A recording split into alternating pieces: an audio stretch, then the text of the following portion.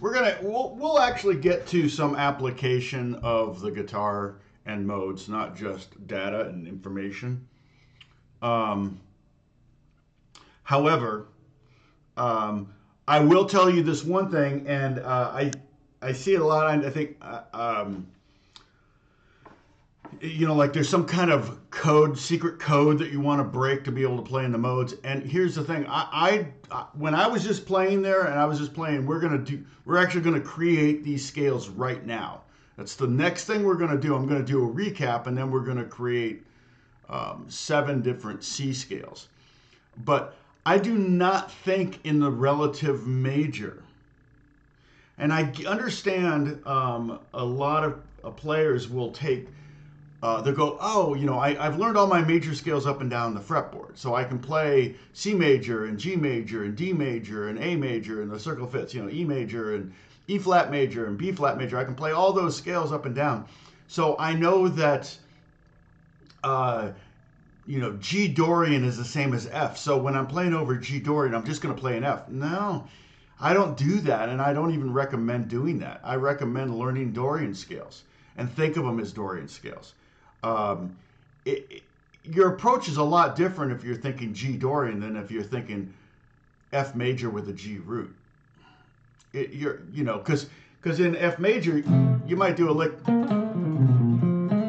Might do some kind of F blues lick that's not really going to jive with a G Dorian jam. And so, so I understand the desire to have a shortcut. I get that. But ultimately, I don't think it's particularly helpful. Now, maybe there's some monster jazz guitar players out there that would disagree with me. I don't know. But, and this is largely a jazz thing, but also, the modes and all that. I think it's a classical thing for composing. I think it's for writing and composing. I think the modes come in handy. For rock, clearly, there's a lot of metal, particularly, that are, you can write around or play, that are played in different modes, particularly in the minor modes. We talked about that. Even Locrian. The 3 minor modes are the Aeolian, which is just minor, and then Dorian and Phrygian. And the Phrygian in particular sounds great. We've talked about that, like if I pull up a heavy metal sound. And, all right, spinning beach ball. Here we go. Like C.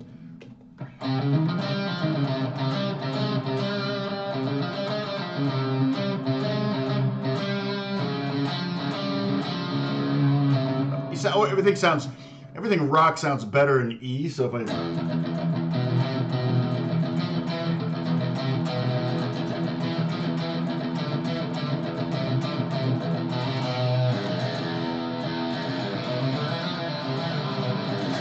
there's no advantage in E Phrygian to think I'm in C major.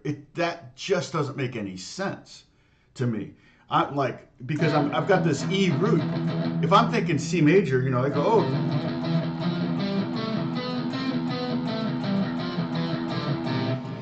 Yeah, that's kind of cool, but ultimately you want to be thinking E Phrygian, and you'll find that you're actually going to invent new licks that accommodate your new Phrygian lifestyle.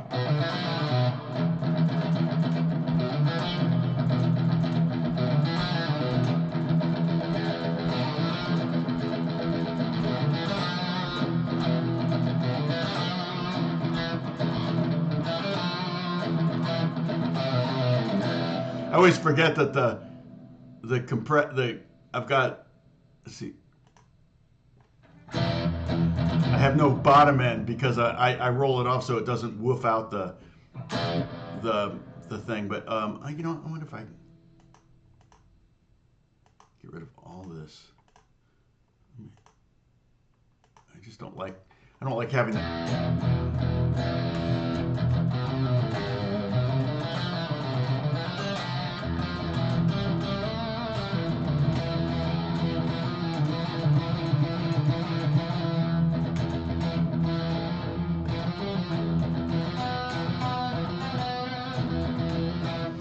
And you know where all of these scales are. Okay, what we've done so far. Let me do a recap. Actually, I won't do a recap just yet. But with all of these scales, where it gets interesting is in the half steps, and every one of these diatonic scales has two half steps, two half step intervals. Okay, if you look at the Ionian, it's between the third and fourth degree. So if we were to go WWH, WWW, whole half, whole half. So we have, remember these are the W's are and the H's are intervals. So we have a note, we have a C, then we have a whole step, and we have a D, and we have a whole step, and we have an E, and then a half step, and that's F. And those are the places where the scale gets real interesting. If I'm in the key of C, go back to my jazzier tone. It's that major seventh is beautiful, and that's where that's one of the two half steps, and the other one is the E. Is that sus? The sus4 is a half step above the 3, and that creates a beautiful sound. And you can have them rub together, just like you can have the B and C rub together. And so sitting on, playing around those two half step intervals is kind of where it gets interesting. And the same thing's definitely true like with the E Phrygian. It's like that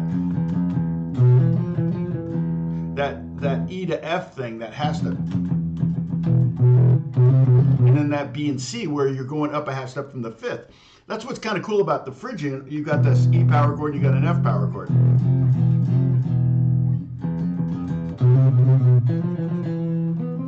Very Charlie's Angels.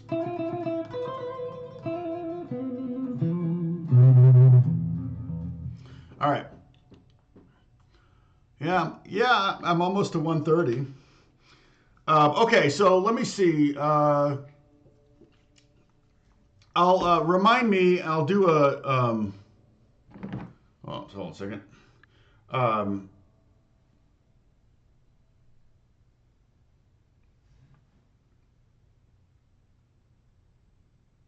Okay, so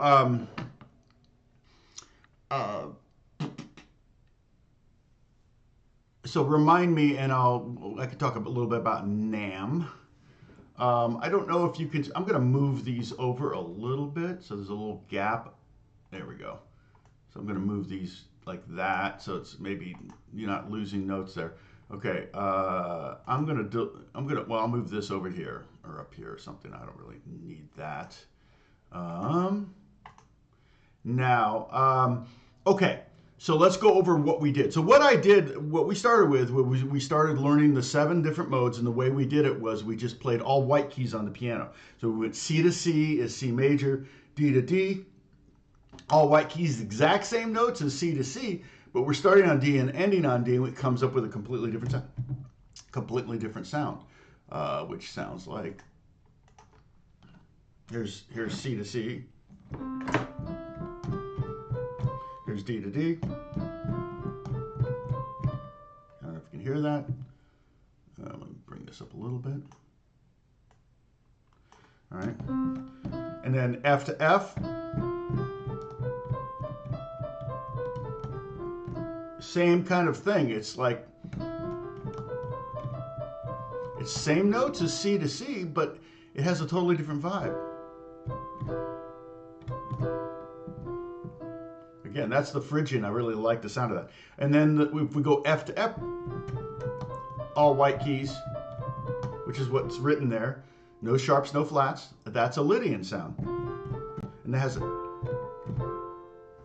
that very pretty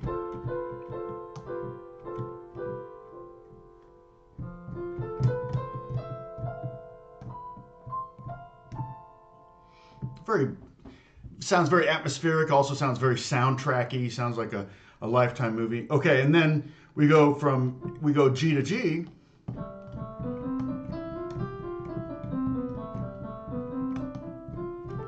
And that's G Dorian, and that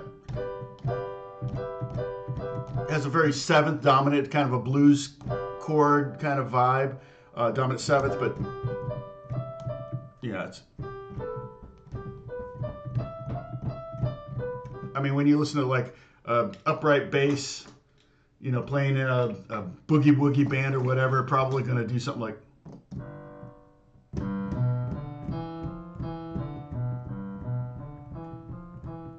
And I'm just playing G, B, D, E, F. There's that dominant sound.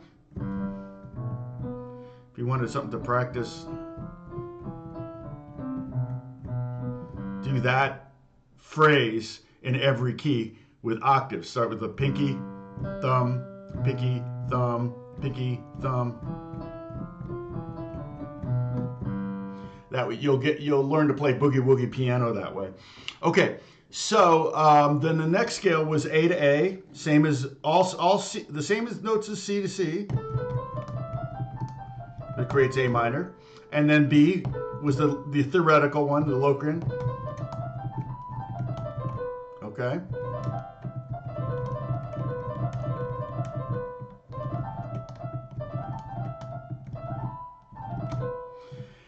All right, and then what we did was we looked at those scales and we went, okay, what's the formula? How did we, you know, what are the order of whole steps and half steps? And we came up with formulas, and you could memorize the formulas. I mean, if you memorize the first one, the Dorian, you know, whole half, whole half. You can also think of them as tetrachords. We talked about this before. Tetrachords are the first four notes and the next four notes of each scale, and it creates two what's called tetrachords, and they're basically kind of pseudo clustery. I got too much stuff on my desktop here. Golly, I'm gonna move some stuff over here.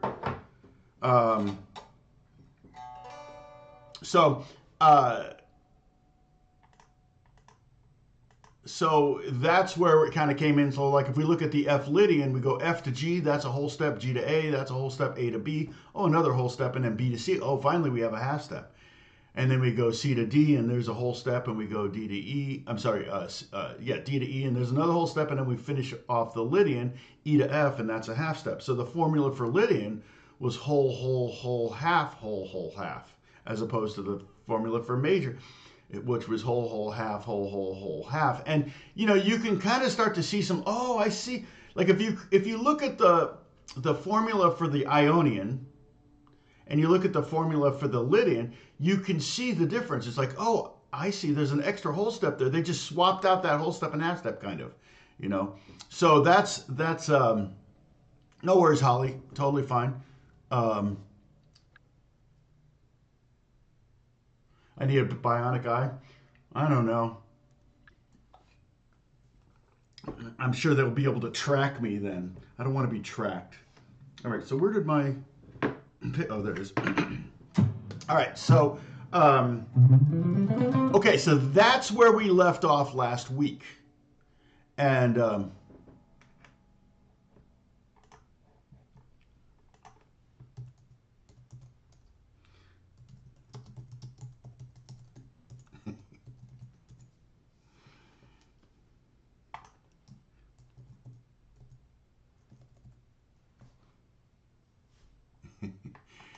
my friend Josh has hit me up. Sorry.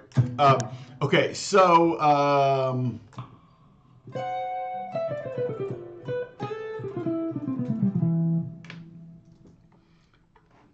going to let him know I'm doing my live stream.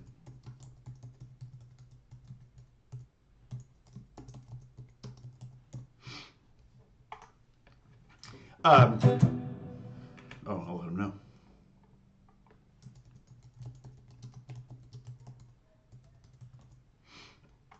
Okay, so what we're going to do now is we're going to make so you saw up at the very top it says relative scales. So you see it says relative scales. So like I said, they're all related. They have the same DNA. They have the exact same notes, but they're just starting and ending on different notes. So we still have, you know, like I said, with the D Dorian still has all the notes we had with C major, but we're just starting on D, and it creates a different sonic landscape, different sonics. It's particularly, you know, if you're doing pads, you're holding things out. you're much more likely to hear things maybe, or if you just sit on a chord and then start to add some of those weirder, like you start with D minor and you add that sixth and the seventh, you can start to hear some of the qualities of each of the modes individually. But that's again why I like to say don't think of the relative major key when you're playing in a mode. When you're playing in D Dorian, play in D Dorian. Be the mode, okay? Don't think, oh, well, that's relative to C, so I'll just jam in C over the D Dorian thing. You're going to really miss out on that D Dorian experience, on that Dorian experience. You're going to miss out on the sonics that, like if I go here, let's see, this is C Dorian here. Very different than B flat.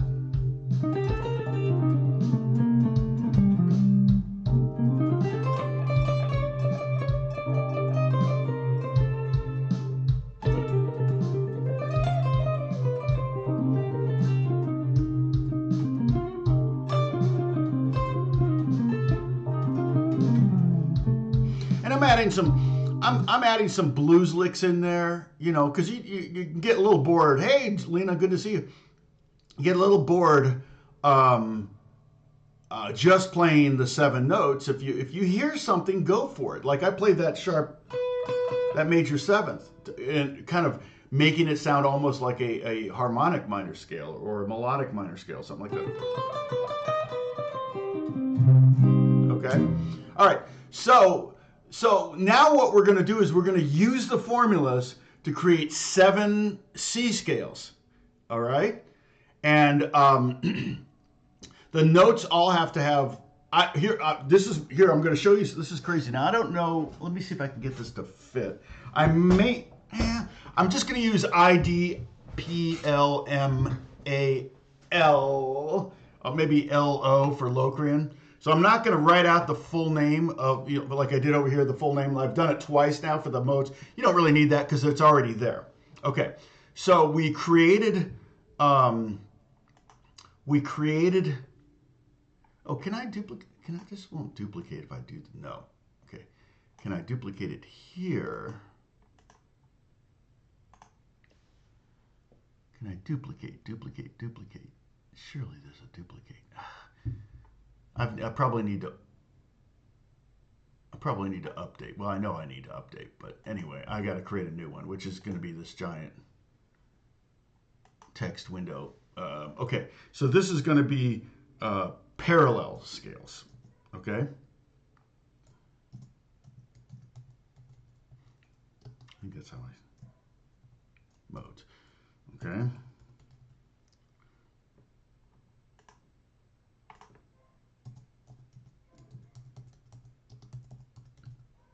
All right, check this out.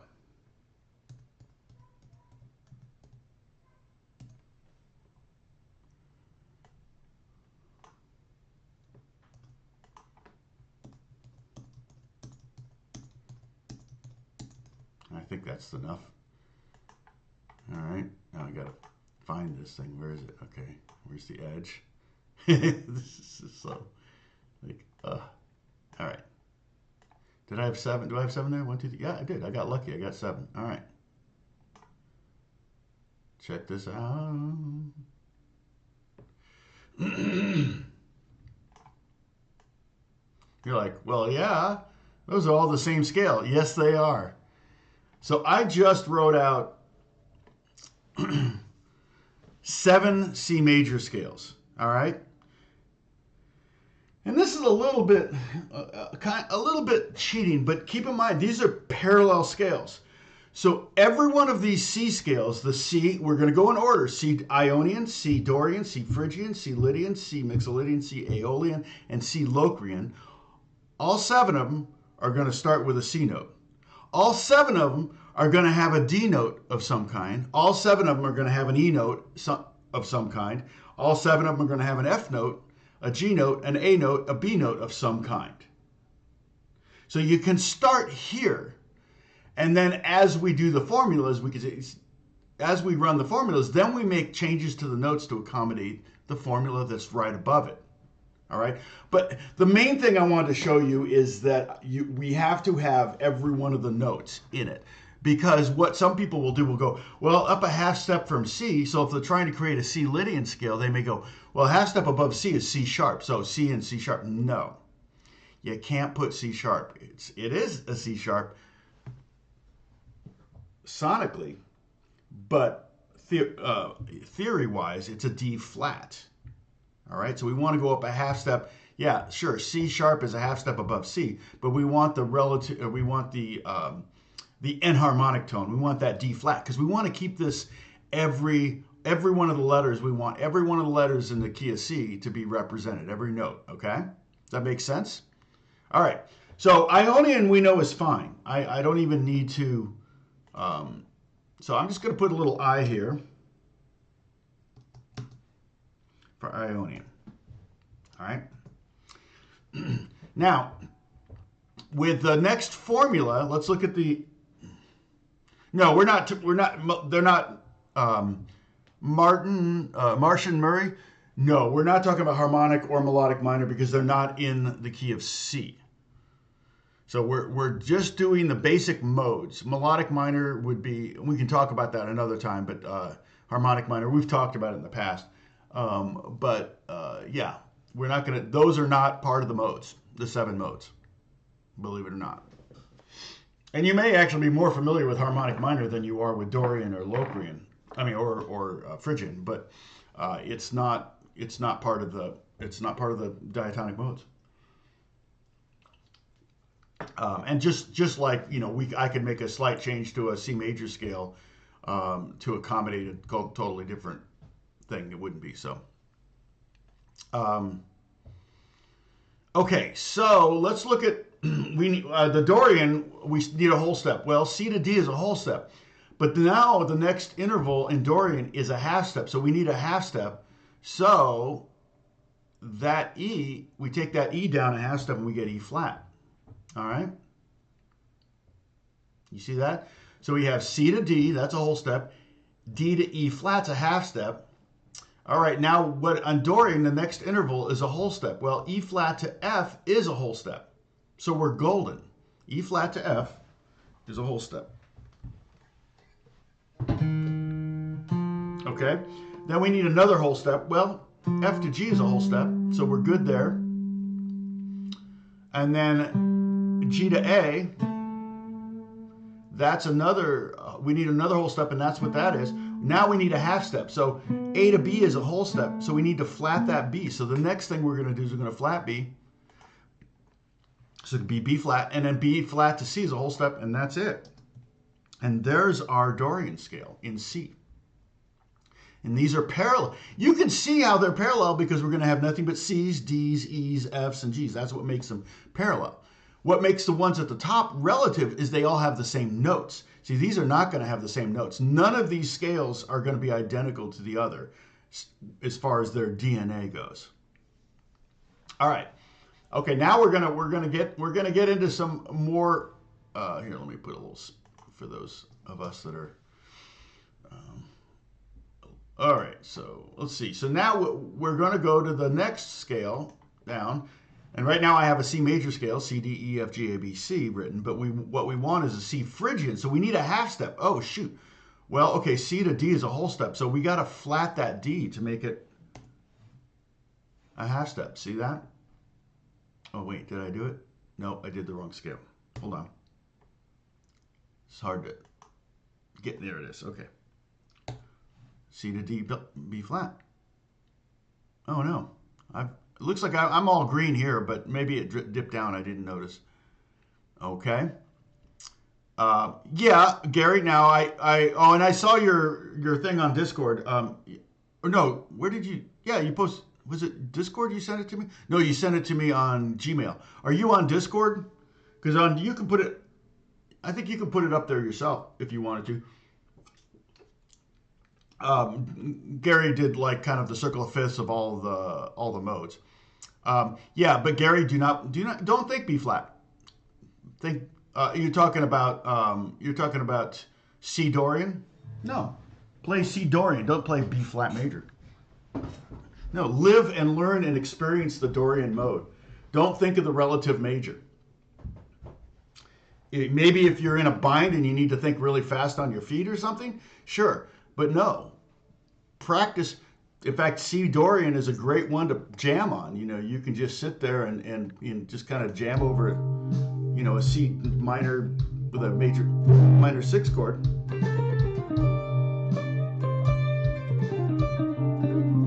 I'm not thinking of B flat at all. That would be awful. I wouldn't enjoy playing over this if I were thinking B flat major.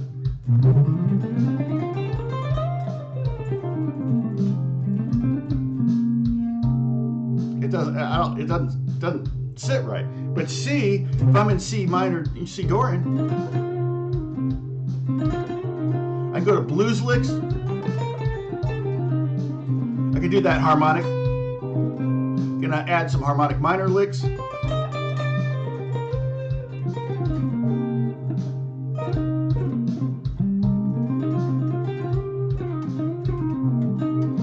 new mantra, exactly.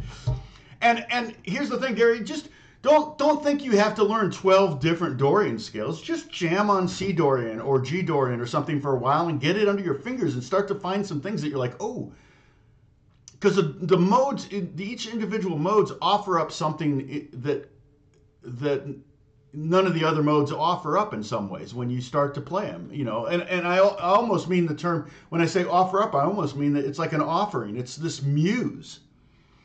Music is all about inspiration and muse and everything like that. And so when you start to experiment with a new mode, you're like, oh wow, this inspired this. See, if I'm playing in E Phrygian, but I'm thinking C major the whole time, I'm never going to come up with those heavy metal.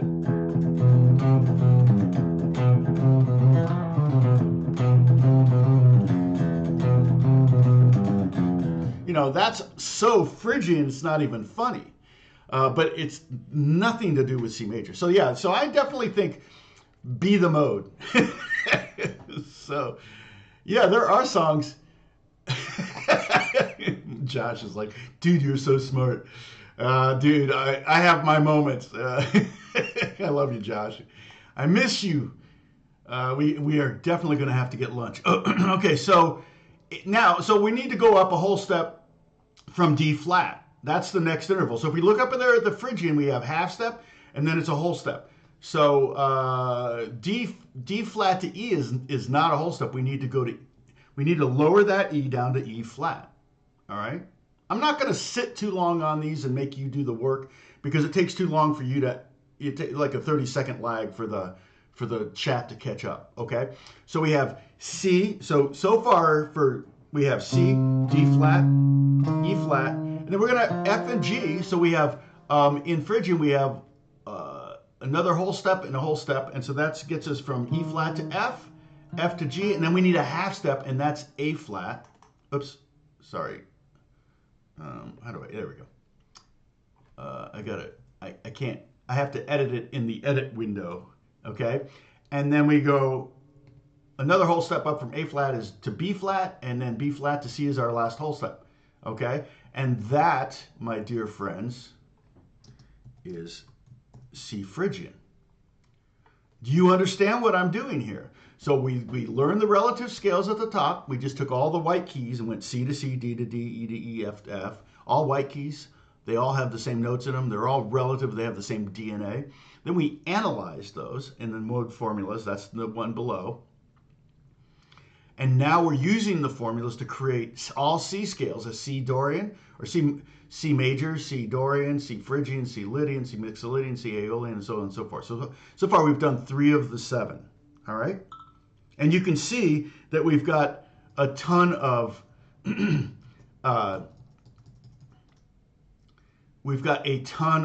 sorry, somebody's, okay, that's nothing. Excuse me.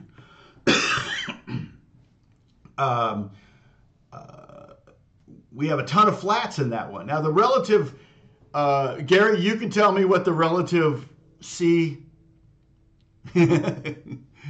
that's so Phrygian, exactly.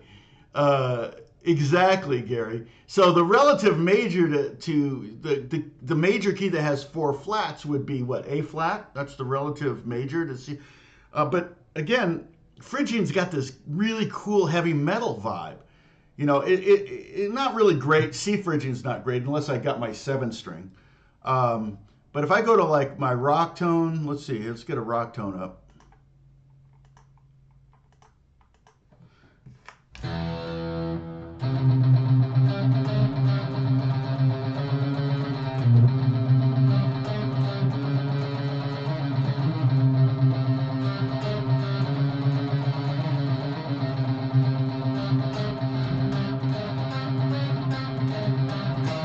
I mean, it sounds cool. I like E better.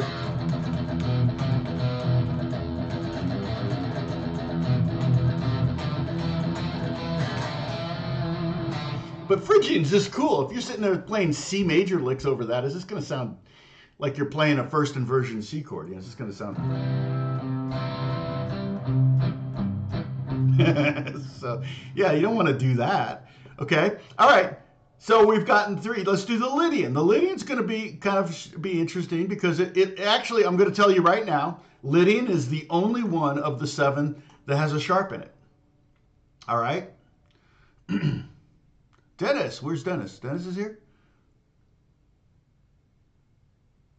Oh, no, I have not.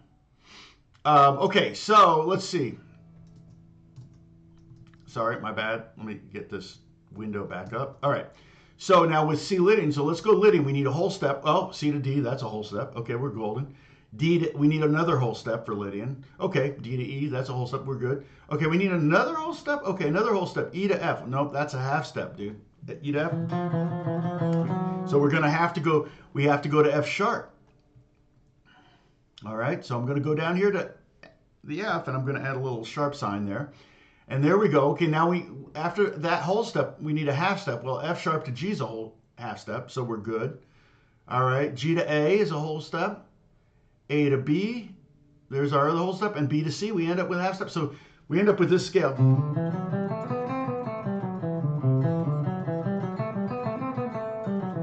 Which again is compositionally, I mean, technically we're in the key of G, right? But I don't want to think G. So if I pull up like a Lydian chord here, let me pull up a little Lydian chord. Woo!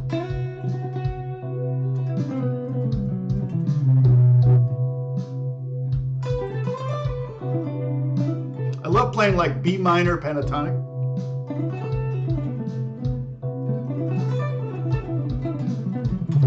Because you can shred pentatonics, and to play a pentatonic that's like off center a little bit, but has every note you need.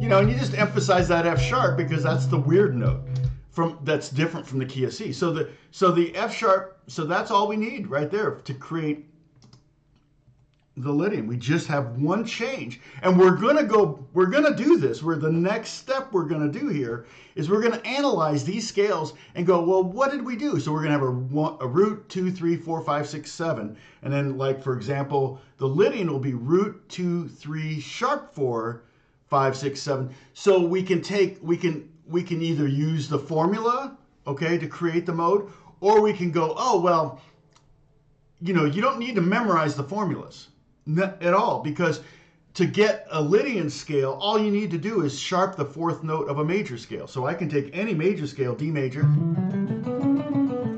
and sharp the 4th note, and I can create a Lydian scale. The same thing's true like with a Mixolydian scale. I have a D Mixolydian, a D Lydian, I'm sorry, a D major scale. And the only difference we'll discover soon, we're almost there, it's the next one. The only difference is that it's a flatted 7th. So if you just go, oh, okay, I take a D major scale, and I flat that 7th note, then I get that dominant 7th sound. All right?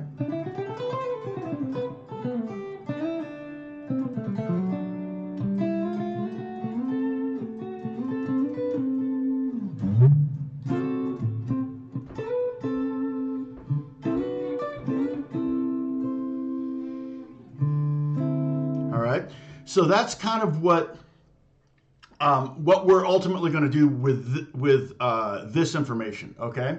But right now we're using the modes, the mode formulas, okay? That second group that second group right over, where am I pointing? I can't see myself right now because I got this window in front of it. I can move this window over here, I suppose. So over here, all right, the second thing here, that's the mode formulas, and then down here is the parallel modes. So we're going to do, okay, so now we got to do C. We're going to create a C Phrygian. Oh, C Mixolydian is next, right? So, okay, so Mixolydian, we need a whole step. Okay, C to D, that's a whole step. We need another whole step, looking up there. Okay, looking down. Okay, D to E, well, that's a whole step. Okay, cool. All right, Mixolydian. Okay, now we need a half step. Okay, E to F, well, that's a half step. Okay, wait, we're not changing anything. Okay, okay, now after the half step on Mixolydian, we need a whole step. Okay, F. Oh, we already got it. Wait a minute. What's going on here? Okay. Now we need another whole step. We go down to F to G. Well, okay. Oh, no. G to A. Okay. We have, so what is it? The same scale? What's going on here? Oh, wait. We need a half step. Oh, shoot. A to B is a whole step. We need to change that A to B. So now we got B flat. And lo and behold, the change didn't occur until we got to the seventh note. It was way at the end there. So almost, when you play a Mixolydian scale, it almost sounds like a major scale until you get to that last note, okay? So that's the Mixolydian, M-I-M, whatever, M-I-X, whatever. So here's a C major scale, right? Do, re, mi. And here's a Mixolydian scale so far. So to there, it sounds the same. Oh, there's the difference.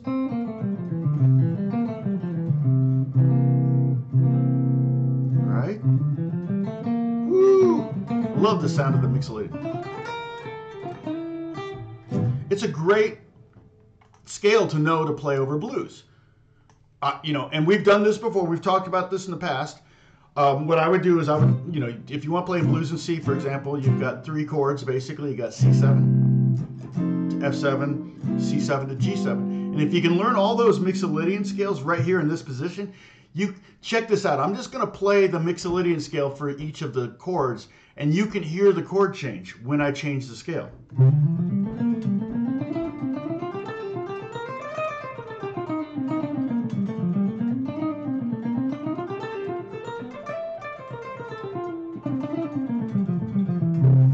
You do the C7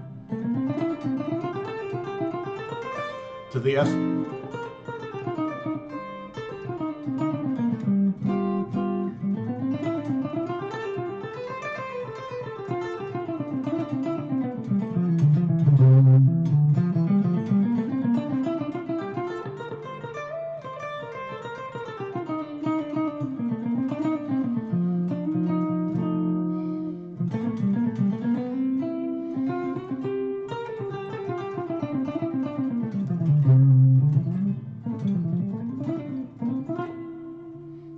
Anyway, now I'm just showing off. So,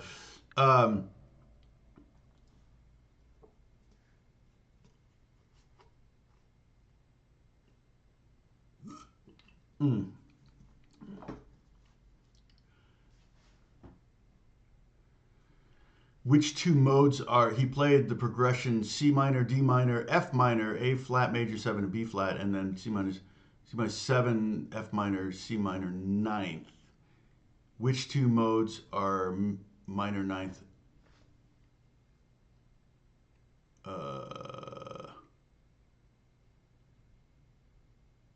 Oh, I bet. You're not in a good mood today. Not in a good mode today.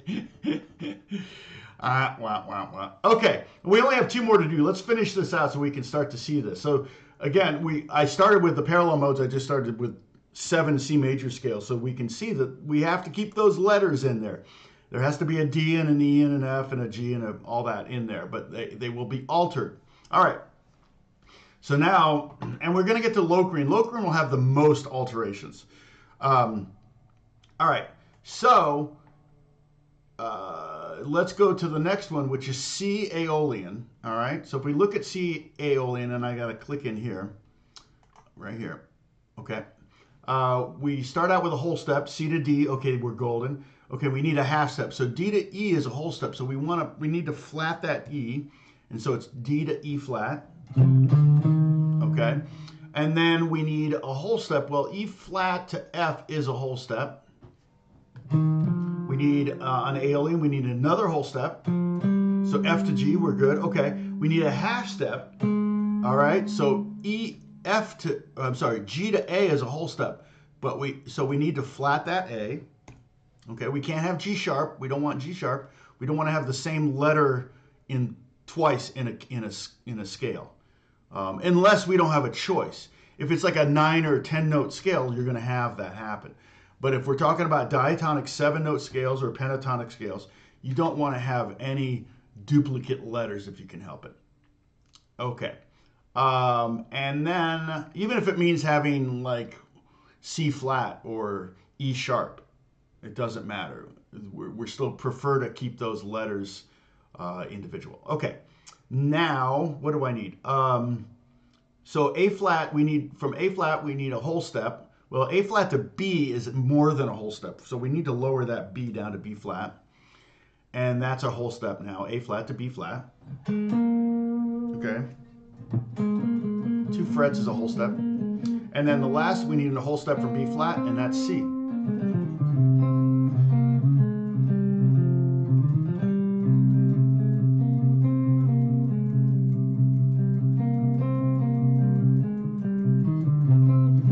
Lot of songs in minor keys, and that's a pure minor scale. We could just call it C minor, but we're going to keep things in the Greek, and we're going to call it C Aeolian. All right, don't be thrown by that. Ionian is major, Aeolian is minor. We usually refer to those as major and minor scales. We usually don't say Aeolian or Ionian, but again, just to teach you something. Teach you a lesson. I'm going to teach you a lesson. Just to do that. Yeah, it's similar to E flat, but again, if I'm playing in C minor, and here I got C minor up right here, just a C minor.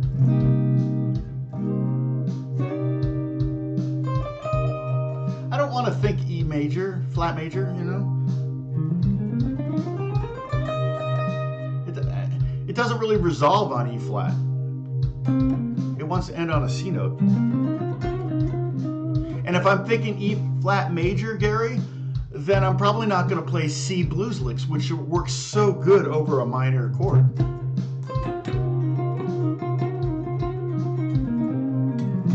Right? You wouldn't do that if you're thinking E flat major.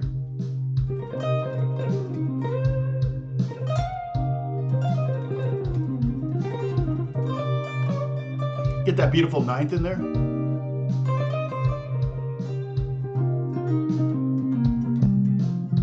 Be the Aeolian.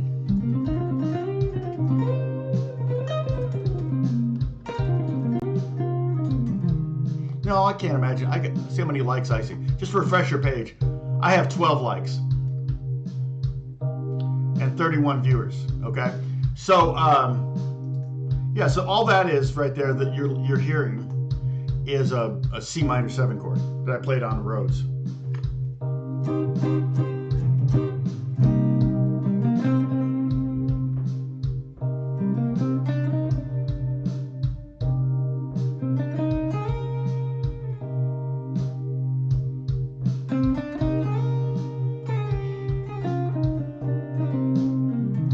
I don't think it updates in real time, but if you refresh, you might get an ad, so don't worry about it.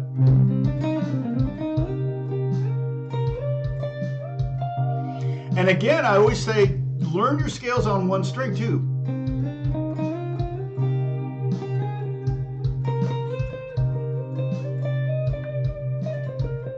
Now you could play Dorian or Phrygian over this because it's just a C minor 7. I'm not playing a 6th or a 9th in there, so you really don't know. Context is everything. If the next chord from this C minor is like an E flat chord, then you're probably going to be thinking, oh, okay, I'm in C minor. If the next chord is an F7, well, then technically this would be a more of a C Dorian thing. But, you know, context is everything. But I'm removing all the context when I'm just playing one chord. When there's one chord, you really don't know what it is. You're taking my word for it. That's C minor. But C minor works over it. Okay? But yeah, I mean, you know, Gary, you know, and I'm talking to you only because I know you're one of the ones that would be like, okay, well, what's the relative major? But that's, to be honest, that's most people when they learn the modes. Like probably 90% of guitar players when they learn the modes. Well, what's the relative major? Don't worry about the relative major. That's not what it's not about that. It's not about breaking some code. It's about kind of, it's like, you know, it's kind of like going to Rome and going, yeah, looking at pictures on your phone of London. And it's like, no, be in Rome. Enjoy Rome. Rome is great. I loved Rome. Rome is freaking awesome. I love London. London's great too. But when you're in Rome, don't be in London. And that's kind of what's happening here. You know, be in the place, whatever you're playing over.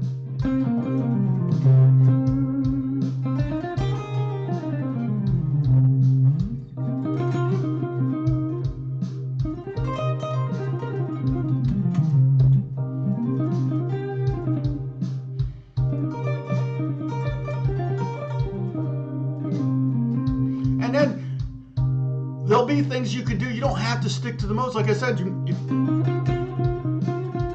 want to add that blues, that flat 5, fine. There's no rules. But I'm just telling you, you'll get more out of the modes if you learn to experience the modes individually as they kind of reveal themselves to you. Okay? It's like being with a woman. Don't think about another woman when you're with your wife. Come on, man. Be with your wife or husband. Holly, don't think of another man. No, you don't think of another man when you're with your husband.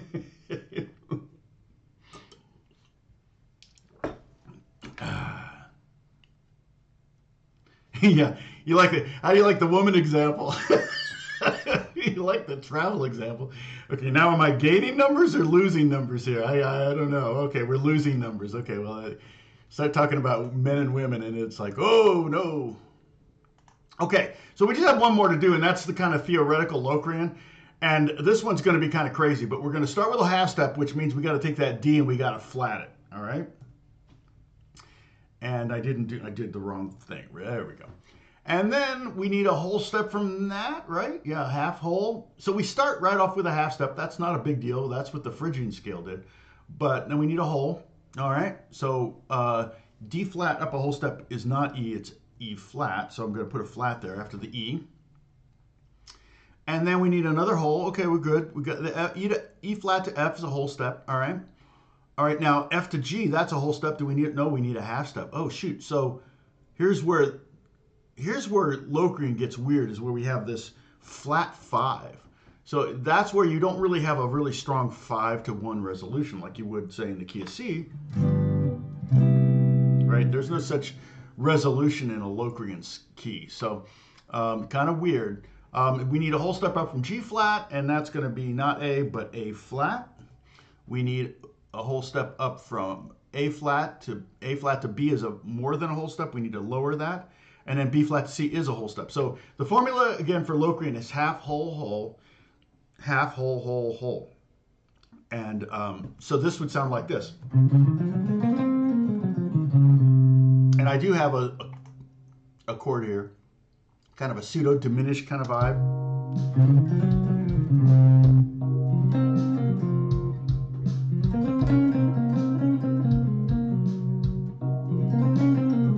But again, just like I said at the beginning of this video, where the interesting moments happen a lot of times in these scales, or when you're altering the chord to make some changes, is where the half steps are. So like that C to D flat, that's kind of the interesting moment. And then the F to G flat, it's the Charlie's Angels thing.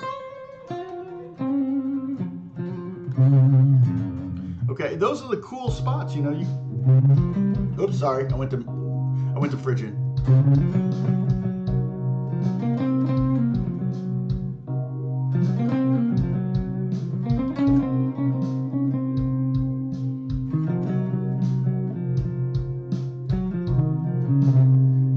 Yeah, so it's, all of the notes have their own kind of value and interest, something about them.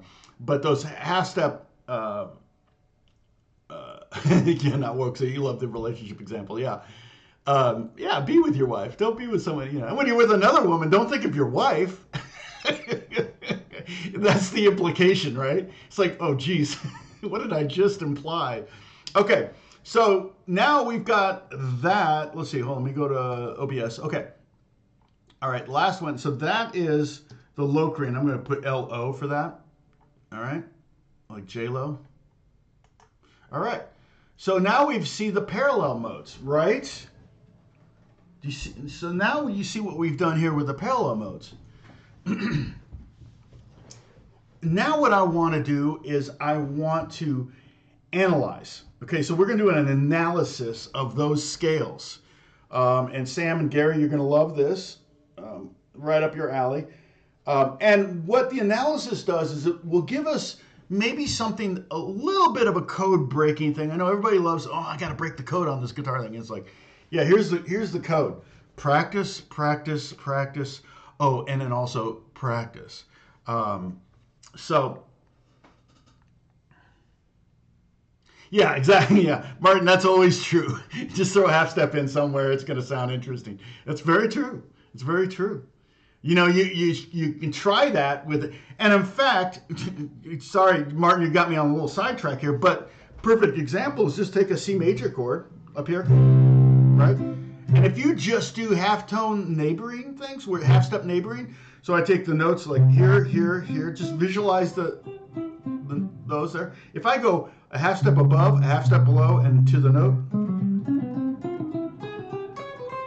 that sounds jazzy right there. And all I did was I just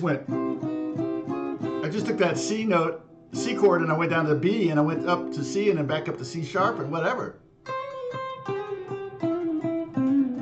Oh, you like analysis too? Now you can make it a little more interesting. Maybe you can put some diatonic notes in there, but technically you can go a half step off of any note in any scale and justify it somehow. Okay. All right. So here's what we're going to do. I may have to make this a little bit smaller. I gotta create another giant analysis. Okay, analysis like that. All right, boom, analysis. Now I'm gonna say I could call this mode analysis maybe. All right. Okay. That way I can start with this and not have a giant thing to deal with. Okay. Boop, boop, boop. We're gonna have to make this kind of small.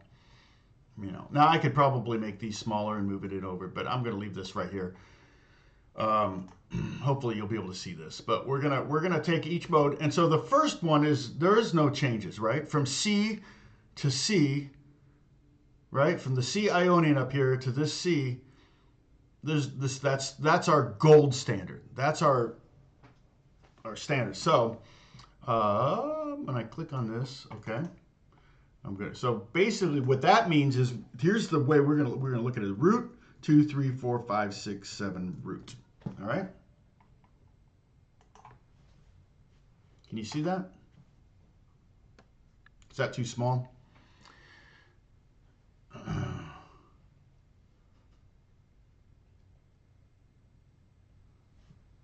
Yeah.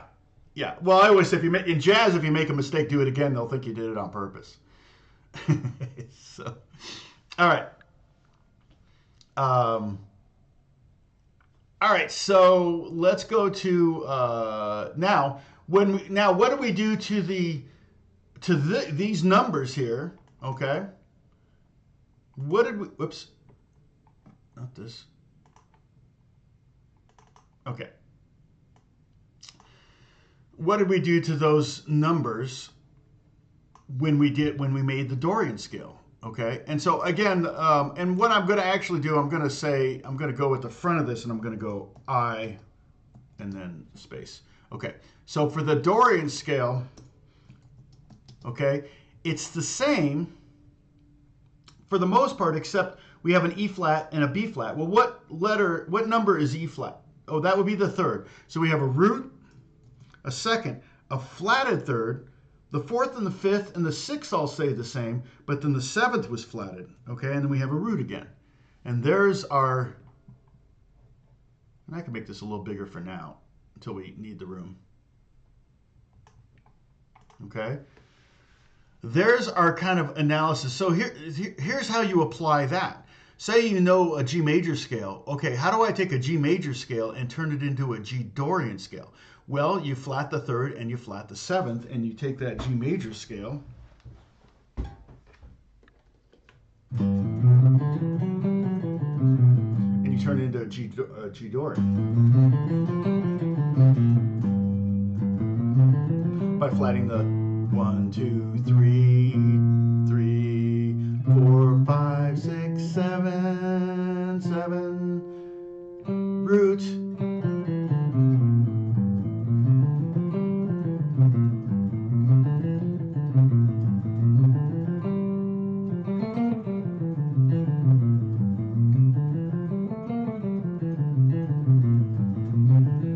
Yeah, I try to keep things as simple as I can, but I don't want to spend every lesson showing you how to play a C chord.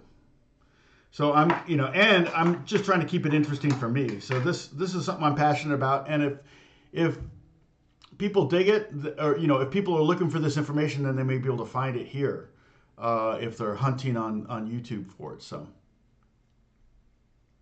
And I've taught this before, and again, it's kind of one of those things where I know it sounds complex, but sometimes that's kind of why I'm showing you. Look how many different ways I'm showing you this stuff. It's because we all learn different ways. We all, some of us are visual learners, some of us are audio learners, some of us have to write things down. That's why I told you, get your pencils and papers out. Write this stuff down. It'll be more likely to be retained. And again, the older we get, again, a lot of my viewers are older like me, and it's hard to learn new stuff, and I get that. Hard to memorize new stuff. But doesn't mean you can't have things written out. And again, it's not like I'm asking you to learn, all 7 modes in all 12 keys. So what, that's 84, what's that, 7 times 12 is, 84. 84 different scales. No. Do a jam on C Dorian and just mess with C Dorian and just live at C Dorian for a week until you kind of feel it. And then that'll make D Dorian and E flat Dorian and F Dorian all that much easier to figure out. It's not like you have to sit there and learn all of these things, okay? Charlie Parker did that, though. He played scales in every key, and he would go out on Brooklyn Bridge, and so he wouldn't bug his neighbors, and in the middle of the night, he would be practicing his scales out on the Brooklyn Bridge. And one of the greatest jazz musicians of all time. One of my favorite. So, yeah, I can't, and I don't teach songs, Dennis, so, for the most part. I have, but there's been one song I've taught, only one song so far have I taught on this live stream, and that was the Pink Floyd song. And it was because it was way too close to the original. Because I actually was showed how it was played by the guy that wrote it. So, okay. So now let's do a mode analysis of, what's the next scale? That's Phrygian. So P, it sounds like an F, but it's P. Okay, Phrygian. And so let's look at the Phrygian. That's C, D flat, E flat, F, G, A flat, B flat, C. Oh, so we flatted a lot of notes. So which notes did we flat? Okay, we flatted the second, the third, and the sixth and the seventh. So what I'm going to do is I'm going to write root, and I'm going to go flat 2, flat 3, 4, 5, flat 6, flat 7, and then root again. And boom, there's our Phrygian right there. That makes sense? Okay. I can also make my window a little smaller. Okay. All right, now the next one is the Locrian. And this is one of the ones that one of the little things little tricks, little secrets little, you know, one of those things that you can learn, and it's so easy. All you need to do to make a Lydian scale is you just take the fourth degree and you sharp it. So sharp 4, 5, 6, 7 root. It's just identical to if we look at C Locrian there, it has an F sharp, and that's the only difference between the C major, the C Ionian, and the C Locrian. Those are the only two, that's the only difference. So here's C major, and here's C Locrian. But that one note makes so much difference. It's just sonically, it's just like,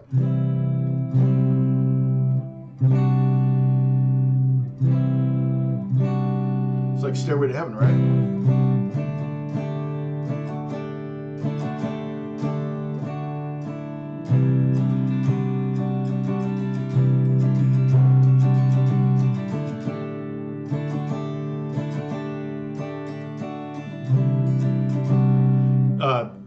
Jimmy Page is playing a Lydian thing, which is really funny because when he gets to the jam, it's like he goes to an F chord, and he's always hitting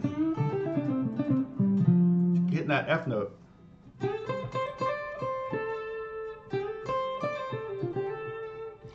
He's hitting that F note a lot, not the F sharp. So he gets away from that. But so yeah, that's a trick. That's a code breaking thing. Thank You by Zeppelin. Is that another one? Is it possible for... Oh, 100% Lena. Yeah. Oh, you could literally write a piece that contained all the modes.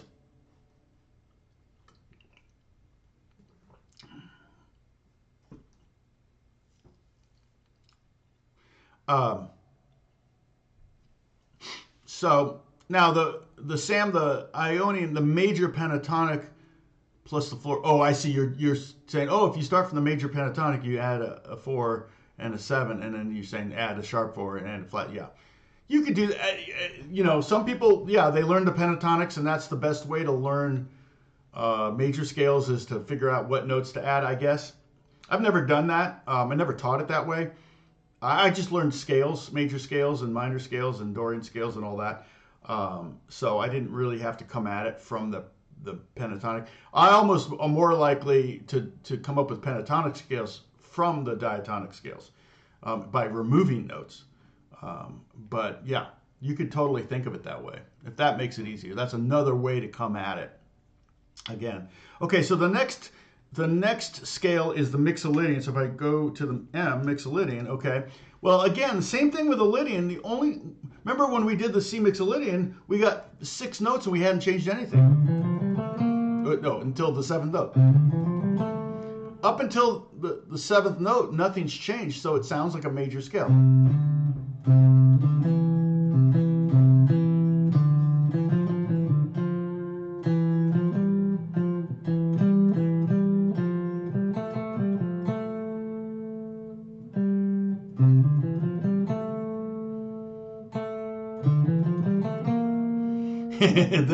there it changes.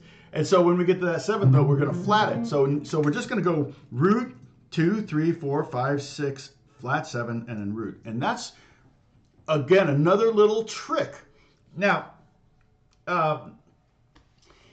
if you memorize we haven't gotten to the next one. Okay, if you memorize this one, this is the Aeolian or the minor, same thing. If I say Aeolian, if I say minor, I'm referring to the same scale. If we look at the Aeolian, it's basically it's our relative minor to the major scale. But if you learn the major scale and you learn the minor scale, so the major scale, it's a 1-note change to go from a major scale to a Lydian, and it's a 1-note change to go from a major scale to a Mixolydian. If you learn the minor scale, it's a 1-note change to go to the Phrygian, and it's a 1-note change to go to the Dorian. All right?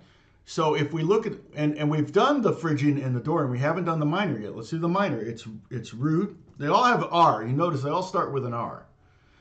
Oh, I'm running out of space here. Let me, excuse me. Let me make this smaller, like that. Because I only have 2 more to go, so hopefully we can get... And you know what? I can move this up a little bit like that. There's no reason why I can't, like, kind of go like that, right? A little overlap. That doesn't hurt anybody, does it? Especially if I move my arm. If I put my arm here, it makes it a little harder. My guitar down there, it makes it really hard. I won't do that. Okay. So with the Aeolian, we have root. We have the 2 doesn't change, so 2 is the same.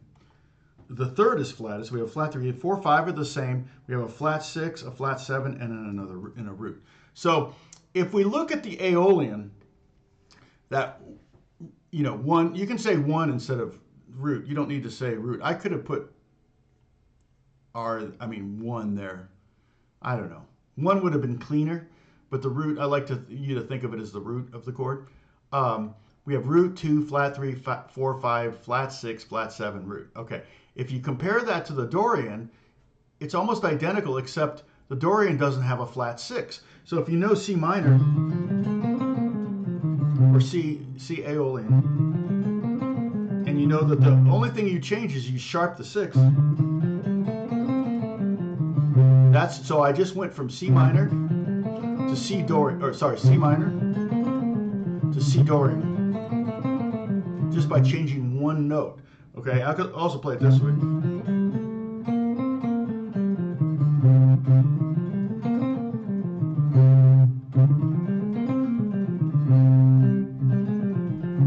Now, I may do diagrams just here with all these scales.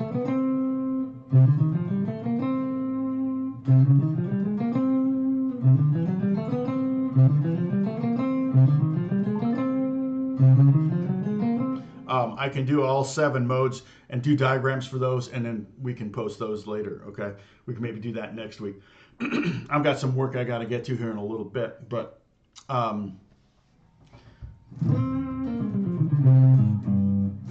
okay, so the last one, again, is the Locrian, and it's kind of, again, theoretical, but when we get to it, when we look at it, I'll put it LO for low. It's going to be a 1, and then we're immediately flat 2, flat 3, 4, flat 5, flat 6, flat 7, and root again. So that one, oops, I did, sorry about that. I don't know why I did exclamation mark. I said 1, didn't I? I meant root. Okay. So you can see where that's kind of, so, you can see where that one is a lot of changes from the Ionian. It's pretty much every note but the 1 or the root and the 4 are changed. So the difference between C major and C Locrian is quite a bit. There's very little there. And if we're looking at the relative major of C Locrian, it would be D flat.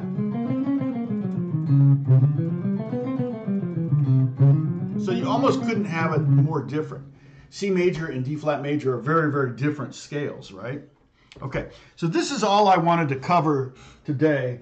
What did I normally do something else. I'm trying to remember the 5th thing that I do when I do this lesson. Let's see.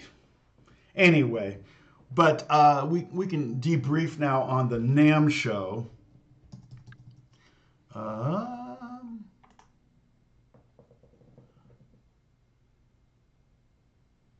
Okay. My niece is in labor.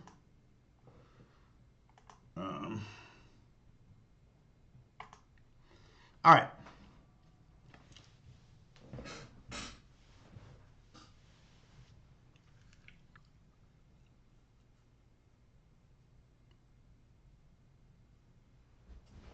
Oh, that's not true, Joseph. The first musicians did have all of this.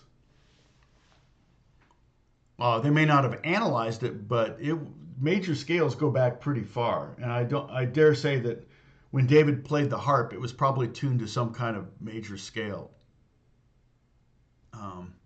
My ancestors hail from Ionia, and Lydia. Exactly. So the fact that these have Greek names to them tells me that they're pretty old, because sorry, Sam, but the Greeks haven't had a lot of influence on things in a couple thousand years or whatever. Or no, not 2,000 years, but let's say the last 1,000 years. You know, when the, I, I mean, I'm assuming that these scales had these names back when Beethoven was writing and Mozart and everything. Um, but these things definitely existed when the Beatles were writing music, and they were completely aware of these modes, maybe without knowing the names of them, but they would totally go, oh, let's go to the, you know, let's, oh yeah, look at that G7 chord. I remember hearing stories of, you know, John and Paul would, you know, when they heard about someone knowing a chord they didn't know, they would get on a bus and go across Liverpool just to find that new chord. Oh, cool, we learned an E9 chord. Okay, and then they'll use it. You know, it's kind of like when you know, when you're a kid and you get a new pedal and you use it on every song, and everybody's like, "Would you stop using that auto wah on everything?" I'm not speaking from experience here. Anyway, but the same thing's true with like a chord or a scale or something. You learn something new, you want to use it. Um, let's see. Looks like 3 groups here. ILM. Yeah. Yeah, Lena, that's kind of right. Yeah. So Ionian, Lydian, Mixolydian, exactly. Those are your 3 majors. And then your 3 minors would be Dorian, Phrygian, and Aeolian. So when you want to you want to kind of come up with a Dorian, if you know the minor, you can raise that 6th note and come up with it. Or if you want to come up with a Phrygian, you take a minor and you just lower the 2 and you come up with a Phrygian. So again, like I said, if you learn the minor scale, then it's only a 1-note change to get to Dorian from that, and go back to minor. It's only a 1-note change to get to to get to Phrygian from that. So that's why I'm saying, yeah, they're very closely related. I mean, the DNA on C minor and C Dorian is very similar. Whereas the DNA, it's just like the DNA from C major and C Lydian are fairly close. It's only 1-note difference. Locrian's the outlier, and again, it's a theoretical scale. You probably won't ever get asked to play anything ever in your life in Locrian. The only time I've ever used Locrian was to write something in Locrian, and it was always kind of a dark heavy metal, or I might use Locrian. You know, I showed this to you last week, I think, to do like.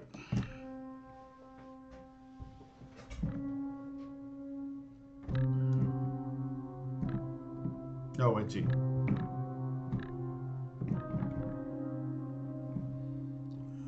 Not a lot of volume here. I can turn it up.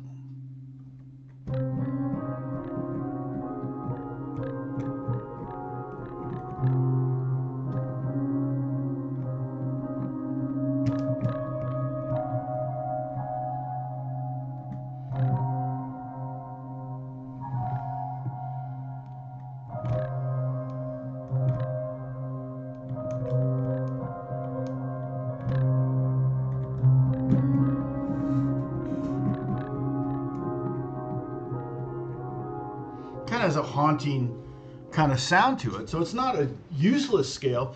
It's just not one that's going to come up very often.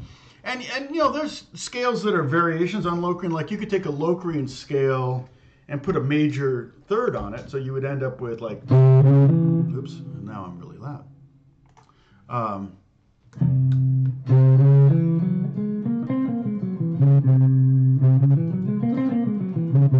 And that creates kind of a cool sound too. So you make a subtle change. Oh wait, that would be, yeah, that.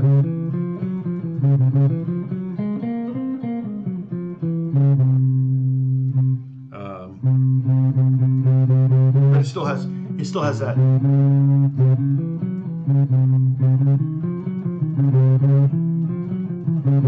It still has that very Locrian sound, but it has a major 3rd in it. You could totally do something like that, but that would be not one of the modes that we're talking about. All right, the NAMM show. All right, so yeah, went to the NAMM show on Thursday. Well, you know, if you saw my live stream, I think you could still watch it. I didn't take it down or anything like that. I'm sure, you know, I never really looked at it. I wonder if there's a copyright strike on it. Isn't that funny? Because there wasn't really anybody playing song, you know, like a music. It was live. Monetization is off. Yeah, I turned it off. So I didn't even turn it on. I wonder if I can. Let me look and let me see if I can turn on monetization.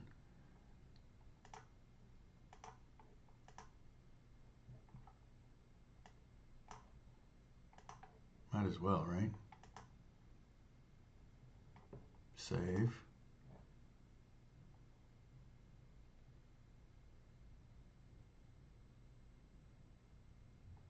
Okay. Yeah, sure. All right.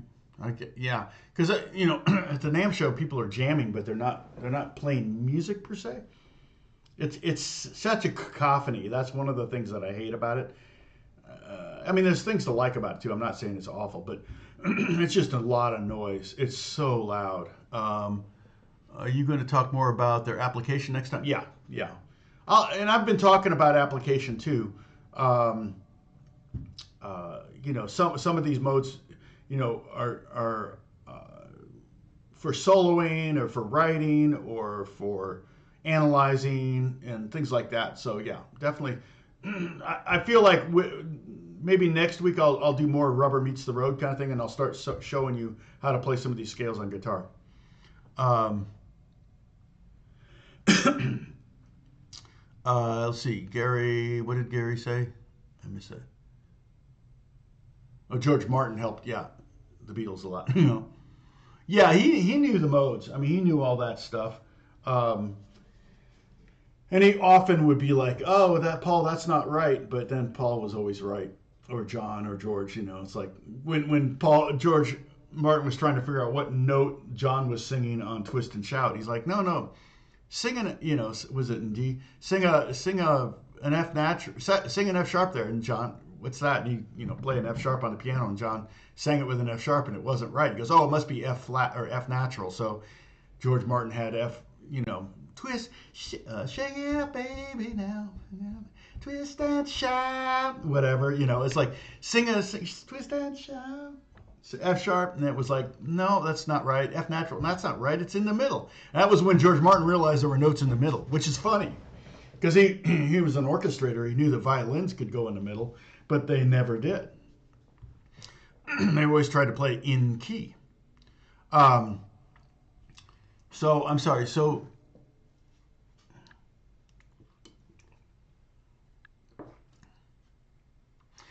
yeah, the very first page of the Silmarillion is so cool, where it talks about the Ainur, Einar, I don't know how you would say Einar, sing into existence the world. The God, the one being, makes the angels basically sing the world into existence, which is really cool. It tells you the power of music in that scene. So. There's no caged written until now. No, the caged method probably goes back 500 years or more, because the caged method is just observing something that exists on the guitar. So yeah, the caged method is probably 500 years old. As far as it being called the caged method, no, I taught the caged method for 30 years, not even knowing it was called the caged method. So if I came up with it, then I guarantee you all the great classical guitarists of the last 500 years came up with it too, and the composers too. But it was mostly the guitar players that had to learn it, because they're the ones going, oh, look, the scale is also around this shape, and I can make this chord shape, and oh, I make this scale too. So yeah, it's definitely been around forever.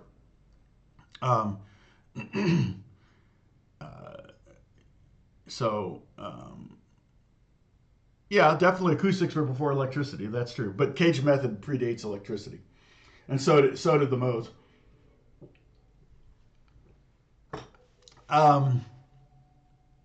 Yeah, so I talked to Tim at the NAMM show. I ran into Tim Pierce at the NAMM show. He loved the Paul David video. Apparently, he watches my videos. He really likes my videos.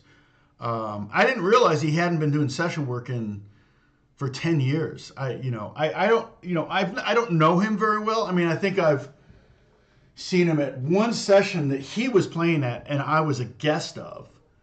And that's probably when I met him. He's probably heard my name more than he's seen me. because people talk about guitar players or whatever. Oh, I used Tom Strahle on that or whatever. There was my friend Pablo he uses me a lot on guitar, and he has another guitar player he uses a lot, Ramon, who passed away from COVID a couple of years ago. And Ramon was, anytime Pablo would use any other guitar player, he'd be like, "Why are you using him? He's no good." And then whenever he said my name, he goes, "Oh, you're using Tom? Okay, Tom's okay." It was like for some reason, I don't know why, but for some reason I was okay with Ramon. Ramon was a great, particularly at the Latin rumba stuff. He toured with Yanni, and he also toured with Andrea Bocelli. So he did a lot of live stuff, touring the world, which I never did. Um, yep. So uh, exactly, they studied the Big Bang because of the hum. Yeah, exactly. Um,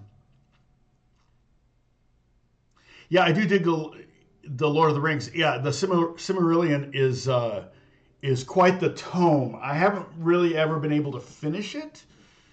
The sheer you almost need a list of all the names and who these people are to go along with it. Almost like a Silmarillion reference sheet that you can print up and just have there as you read and go, oh, okay, that's right, that's that person. Because man, the names and stuff, he's so freaking brilliant. He just was. I mean, that's you can tell someone's a genius by their output, and that's definitely that was a genius. The uh, boom. What was I going to say?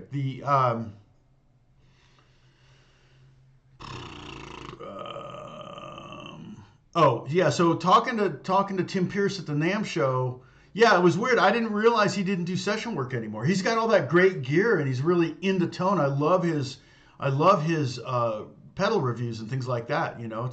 I mean, I assume if somebody either offers him the right money or if it's a good friend and he does stuff, he's still he plays like a monster. He's a great player. He's got a great touch.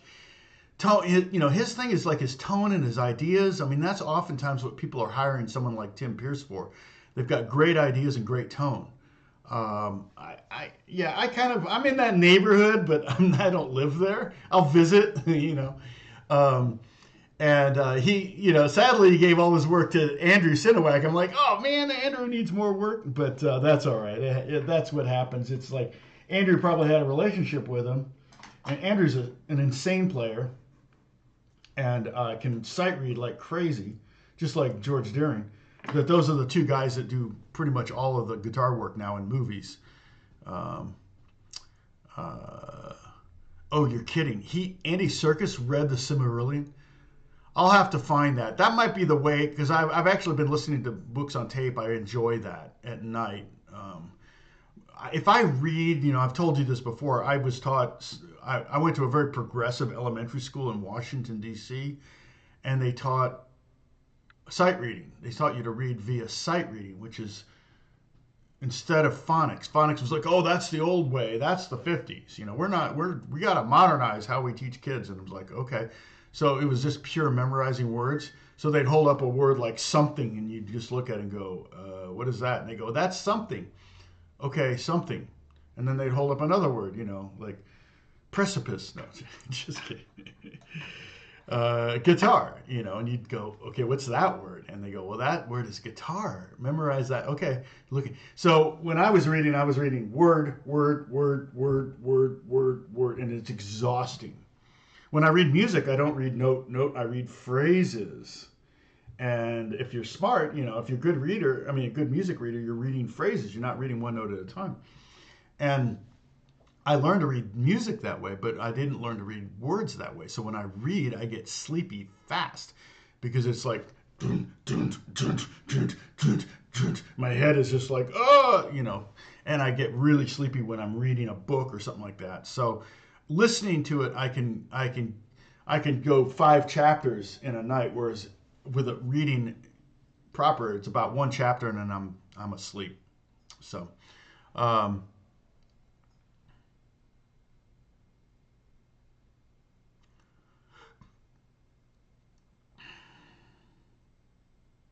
oh yeah, you could use headphones. Yeah, that's true.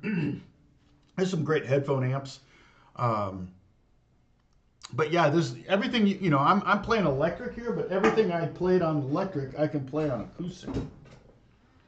So if I'm doing that Locrian jam here in C Locrian,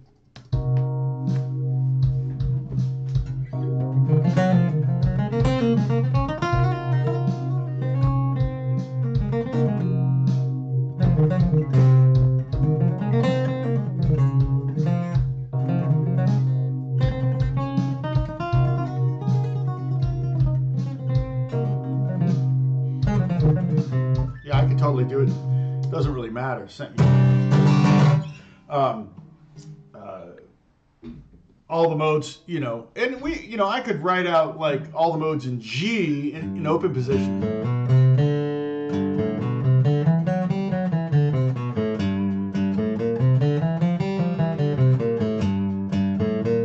See,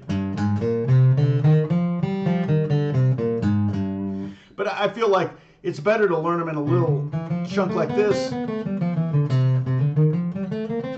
because this is completely movable. If we learn it in open position, it might be good for bluegrass in the key of G. I should write a G Lydian bluegrass song.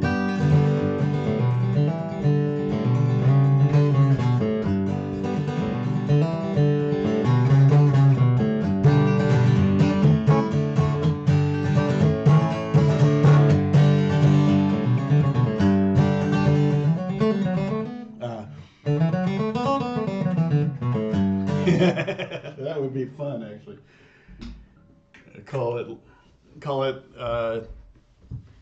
Cowgirl Lydia. Lydia is my gal, or something. Give me Lydian bluegrass song titles here in this thread.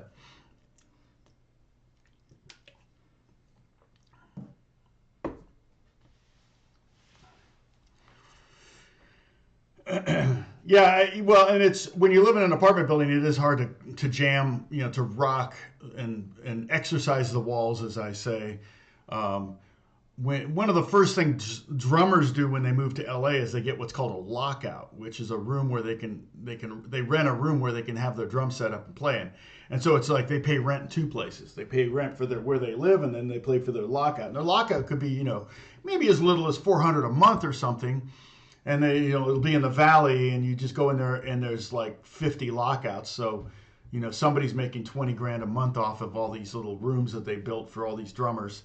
But yeah, and it's actually not a bad thing because you're going and oftentimes meeting a lot of other musicians, and some of the lockouts may have bands in them. A lot of lockouts, the bigger lockouts, will have bands set up all the time. That the record company pays for the lockout, maybe $1,000 a month, or I don't know. I don't know what lockouts go for anymore, but that's what it's called, a lockout. LOCKOUT, out, lockout.